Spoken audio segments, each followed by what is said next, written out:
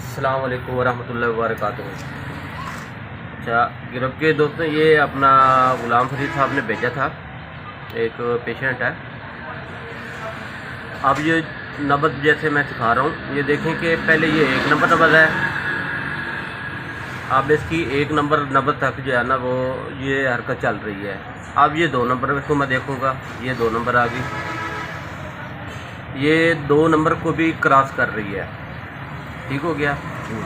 ऐसे ऐसे देखना चाहिए। फिर इसको तीसरी उंगली रखेंगे, आया कि तीसरी उंगली को क्रॉस कर रही है या नहीं कर रही। ये तीसरी उंगली आ गई, ये तीसरी उंगली तक है। ठीक है। अब देखना ये है कि ये 3 उंगली तक आ रही है। इसको अब चौथी उंगली हम लगाएंगे कि चौथी उंगली को ये क्रॉस करती है या नहीं करती। ये चौथी उंगली आ गई, ये आ गई 4 उंगली। ये नब्ज़ चेक करने का जो तरीका है। अब ये चौथी जो उंगली है मेरी, ये वाली चौथी उंगली, इसके नीचे नब्ज़ जो है वो हरकत नहीं कर रही। अब ये हरकत कर रही है, 3 उंगलियों के नीचे हरकत कर रही है। इसका मतलब यह है कि ये 3 नंबर तहरीक में है। ये 3 नंबर तहरीक में है। ये भाई 3 नंबर तहरीक में है और इसकी नब्ज़ जो है वो मुशर्रफ भी है। ये देखें, यहाँ पे हाथ रखने से, ये उंगली रखने से ये ऊपर टिप टिप कर रही है। उंगलियाँ ऊपर रखने से ही महसूस हो रही है। और साथ ये तनी हुई है, साथ ये तनी हुई है।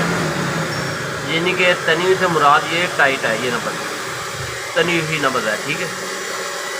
अच्छा, इसको कहते हैं ये भाई जो है ये 3 नंबर तहरीक, यानी कि उज़लाती बुद्धि में ये जो है ना पेशेंट है। अच्छा, ये 3 नंबर तहरीक में हो गया। अगर इसी को हम रखें, चौथी उंगली को रखें, अगर खुदा न खाता ये चौथी उंगली तक आती ये नब्ज़, तो उसका मतलब होता है ये उज़लाती बुद्धि शदीद नब्ज़ है। और उसको हम उज़लाती बुद्धि शदीद का नाम देते हैं। और ये मुशर्रफ होती तवील होती, और इसको हम कहते हैं उज़लाती बुद्धि शदीद है। क्योंकि ये 4 नंबर तक नहीं आ रही, चौथी उंगली के नीचे नहीं आ रही, ये सिर्फ 3 नंबर उंगली तक आ रही है।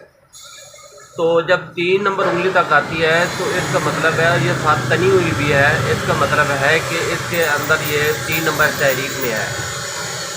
और ये जो मरीज़ है,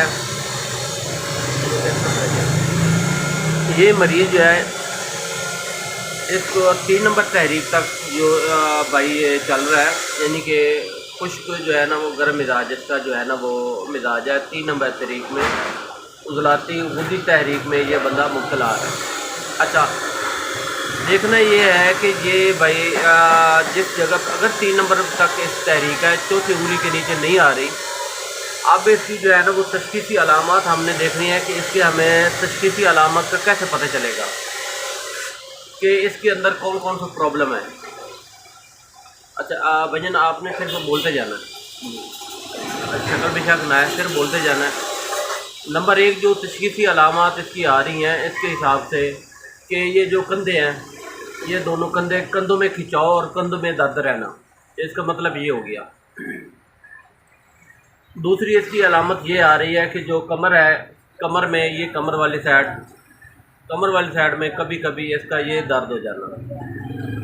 तीसरी इसकी अलामत ये होती है कि दिल वाली साइड पे जो है ना वो इसका दर्द होना। और कोलेस्ट्रॉल का बढ़ जाना, यूरिक एसिड की ज़्यादती होना, एड़ियों, जैसे ये इनकी बाई की एड़ियाँ हैं, एड़ियों और पिंडलियों में इसका दर्द होना, ये भी एक ख़ास निशानी है। खून का गाढ़ापन होना और ब्लड प्रेशर का हाई होना, खून गाढ़ा होना, रात को नींद कम आना, दिल वाली साइड पे दर्द होना, खुश्की और रियाह का प्रॉब्लम होना। जिसके अंदर खुश्की होती है, साफ ज़ाहिर बात है कि जब खुश्की होगी उसके अंदर कब्ज़ ज़रूर होगी। इसकी मैं एक अच्छी सी मिसाल देता होता हूँ। जैसा कि एक नट बोल्ट वो जो है ना अपना, उसको हम खोल रहे हैं, वो नहीं खोल रहा, उसके ऊपर हम तेल लगाते होते हैं। तेल लगाने से नट बोल्ट जो है ना आसानी के साथ खुल जाता है।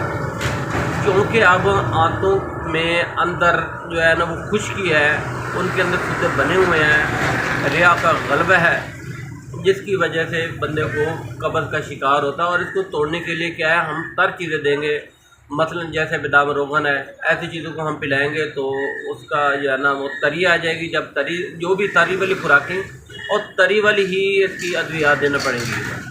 जब हम ये चीज़ें देंगे तो उससे उनकी जो है ना कब्ज़ खुद ब खुद ही उसका ख़त्म हो जाएगा। ये दवाई से बेहतर है कि बंदा उसकी ग़िज़ा ही चेंज कर दे और मरीज़ जो है वो शिफा की तरफ जो है ना वो कदम रख लेता है। एक तो इसके ये मैंने जो मसले मसाइल बताया नब्ज़ के हिसाब से, ये बाई के अंदर नब्ज़ के हिसाब से इसके बाई के अंदर ये प्रॉब्लम आ रहे हैं। क्या भाईजान यही चीज़ें आ रही हैं, इसके अलावा कोई और चीज़? नहीं। अच्छा, एक चीज़ और आ रही है, वो आसाबी प्रॉब्लम है, आसाबी कमज़ोरी है। ये दोस्त वीडियो देखेंगे तो मैं नहीं चाहता कि आसाबी कमज़ोरी में क्या क्या प्रॉब्लम है, जानने वाले तो समझ गए होंगे। मैंने सिर्फ एक लफ्ज़ बता दिया है कि आसाबी कमज़ोरी है। आसाबी कमज़ोरी में क्या क्या आता है, जैसे शुगर हो गई और इसके काफ़ी वो चीज़ें हैं जो, या हैवानी जो ताकत होती है वो डाउन हो जाती है। और बाकी जो चीज़ें मैंने बताई ये 3 नंबर तहरीक में ये चीज़ें आती है। और बंदे का जो रंग होता है पहले साफ़ सुथरा रंग होता है 3 नंबर तहरीक में। जब 3 नंबर तहरीक में आता है, बीमारी का गलबा आता है, तो उसका रंग, उसका जो है ना वो डल हो जाता है, स्याही मैल हो जाता है। और ये अगर इस तरह चलता रहे तो वो फोड़े पिंटी की हद तक भी बंदा चला जाता है। चंबल भी हो जाती है, ददर भी हो जाती है, फोड़े पिंटी भी हो जाते हैं। ये मैं सिर्फ 3 नंबर तहरीक की बात कर रहा हूँ, 2 नंबर तहरीक की नहीं, सिर्फ 3 नंबर तहरीक। तो आप इस वीडियो को देखें और इसके हिसाब से जैसे मैंने बताया है कि नब्ज़ चेक करने का तरीका, नब्ज़ ऐसे ही चेक करनी है। पहली उंगली लगाएं, फिर दूसरी उंगली, फिर तीसरी, फिर चौथी। उसके हिसाब से हमने देखनी है कि ये जो पहला पोर है हमारा उंगली का, इससे ये नब्ज़ जो है हमारी आधे पोर तक जा रही है या फुल पोर तक है, ये आधे पोर से भी कम है। अगर आधे पोर से जैसे कम है, मैंने बताया था कि वो ज़ीक होगी। अगर ये पूरी होगी अपना 4 उंगलियों तक, उसका मतलब ये नब्ज़ तवील होगी। अगर पोर के ये हाफ से भी कम होगी, उसका मतलब होगा ये नब्ज़ ज़ीक है, कमज़ोर है।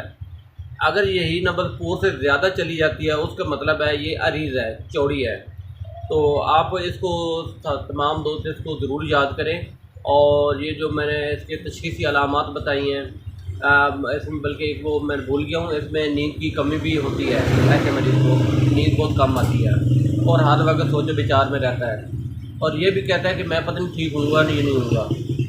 तो ऐसे भी इनके अंदर अलामत पाई जाती हैं।